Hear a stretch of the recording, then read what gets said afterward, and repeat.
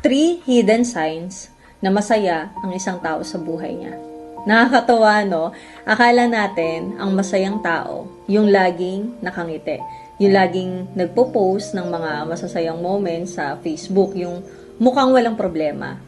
Pero alam mo, sa totoo lang, may mga taong tahimik lang. Hindi maingay, hindi nagpapapansin, pero sila pa ang tunay na masaya sa buhay. Sign number 1, hindi nila kailangang ipakita sa lahat na masaya sila. Hindi kasi sila obsessed sa validation. Hindi nila kailangang i-post lahat ng achievements nila. And hindi nila kailangang patunayan sa ibang tao na okay ang buhay nila. Kasi ang tunay na happiness, hindi yan kailangang i-broadcast. Sign number 2, hindi sila madaling mainggit sa tagumpay ng ibang tao. Kapag may umangat, masaya sila para rito. Kapag may yumaman, hindi rin sila bitter.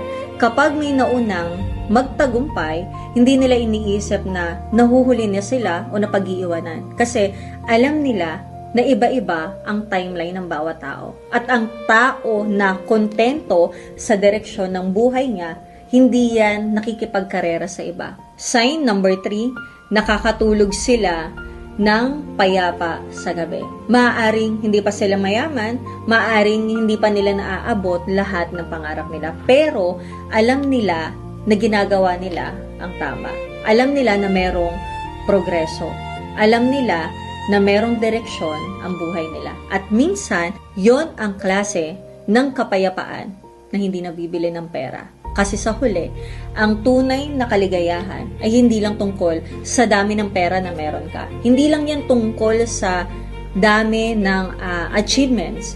Minsan, ito ay tungkol sa pagkakaroon ng peace of mind, pasasalamat sa kung ano yung meron ka, at paniniwala na darating ka rin sa gusto mong puntahan. Ngayon, question, dito sa tatlong ito, alin yung pinaka-relate ka? Comment mo sa ibaba, 1, 2, or 3 ba?